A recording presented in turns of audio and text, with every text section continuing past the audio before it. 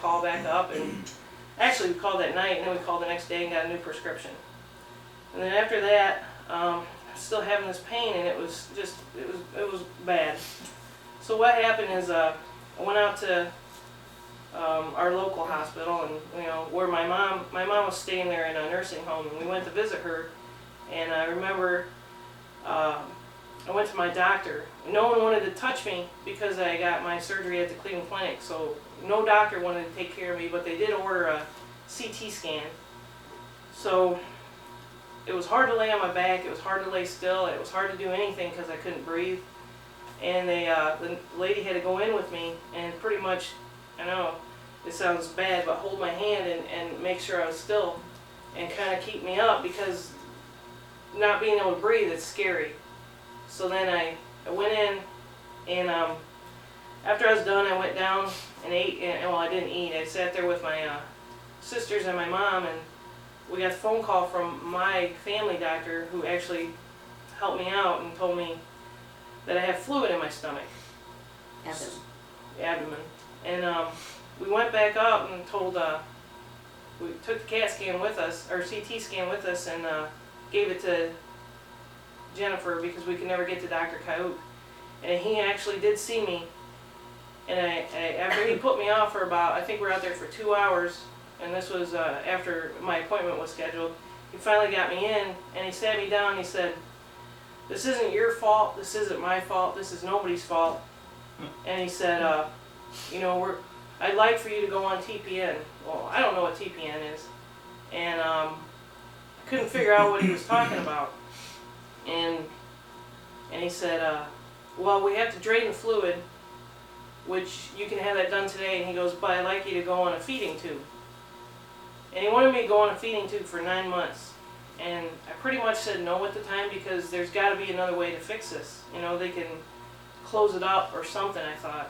Yeah, and you don't eat anything. No food touches your mouth, nothing. No water. No fluid, no nothing.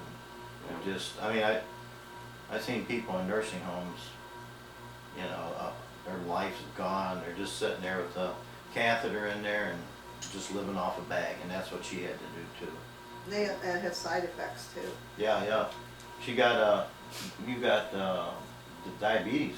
Your sugar went up, which you've never had. I've never had. But that TPN, total parental nutrition, will do that. So you had to take insulin. Yeah, they shot me up with insulin, and it just, it was, well, it kind of hurt when they put the tube in, because they put the tube in your arm and it goes up and it's supposed to sit right over your heart. Right over the heart. But what happened is, I kind of didn't want to do that yet, and I was upset, and I talked to Cindy, and I told Cindy, and Cindy helped me out, and we were looking for somebody, and I even told the coordinator, Audrey, I told her, Yeah. I need to find somebody to take care of me, because I couldn't live like that. I couldn't go to work, because they said, "Oh, you can go back to work with your feeding tube." Well, I work in a factory where it's really, really hot, and this was in the summertime I did this. So if you can't drink anything and you have a bag hanging off of you, it's not going to work out. So I had to find a different way to get this taken care of. Now, So had we been sent the movie, an uncut version of the surgery at that time? Did you know about that? Or was that afterwards, after the TPN? I think wasn't it after? I think you knew then. Yeah, I we think knew you that. No, They had to drain you. Tell them how That's they, right. Oh yeah. how they had to drain you. Yeah, that day they ended up sending me down to whatever floor it was, and I went down there and waited for. I couldn't even sit in a wheelchair at this time. I remember it was so painful, and I was rocking, and it was just awful. And my two sisters went with me, and it took like what 3-4 hours. 4 hours I I finally was got actually in. chasing that lady around, and she was like dodging me. And we were there with Yeah. Joe. Joe Yeah. was... he Joe, was- right? Yeah, at the time was having his problems with the kidney. Oh yeah, he was dying. Yeah. Everybody's ignoring them. Oh yeah.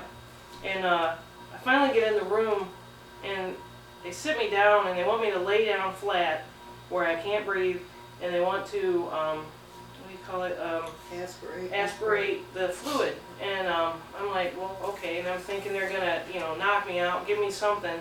And they hold this needle. It's the size of a little bigger than a crocheting needle, and it's pretty good size. And they take it and they just jab it in your stomach. And I asked him, I said, isn't there any way you can numb it, anything, because it sounds like it's gonna hurt. And so the first time they tried it, it hurt so bad I couldn't even sit still. And then finally they, you know, made me turn my head and everything, and they were pretty much laying on top of me, and he took it, and all you could see, I could see the shadow of someone taking their like, this needle, and he just jabbed it, and you could feel it go through every single piece of skin and everything. And they want you to lay still so they don't hurt another organ or make you bleed to death. But when you see that, your first thing is to flinch. But I laid still, and then they drained out 5 liters of this white fluid. And it took some of the pressure off me, and sure enough, you know, I thought, okay. So I went home to think about what was going on. Very next day again, can't breathe, everything. So I had to go back up, I think it was the second time that week. And once again, had to have it done. And it's just so scary, and I'd cry, I would. Before I'd go in, it was just painful. It's like someone's stabbing you, and you can't do anything about it. And that's what they did, so they did it again. And then I came up there the week after, and I'd always have to wait longer and longer, it seemed like, every time. And finally they found a doctor that would do a surgery for me, Cindy, yeah, to help close that up.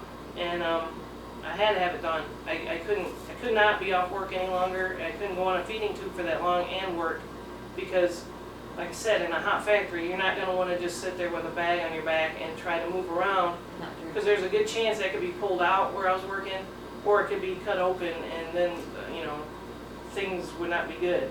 It's not But- fun not eating either. No, it's not. I mean, you know, people Okay. say, I'll skip lunch, I'll skip supper, I'll fast for a day or a week or something.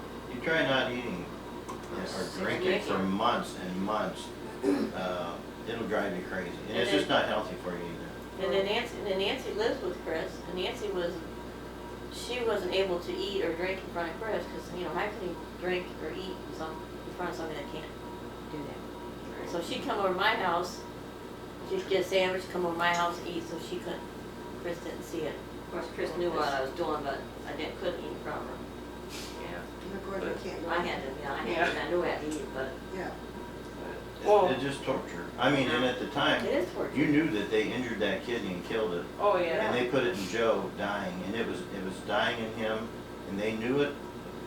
The video proves it, and you knew it. Now, it was scary to go back in there. You were scared to death to go back in there, Yeah. but nobody would touch you. Everybody, all the doctors, am I correct, said, They won't touch you after if you've you've been been, there. yeah, if you've been to the Cleveland Clinic, we won't touch you because We don't wanna we're fix not their fixing mistakes. their mistakes. They got enough of them that we're not touching them. And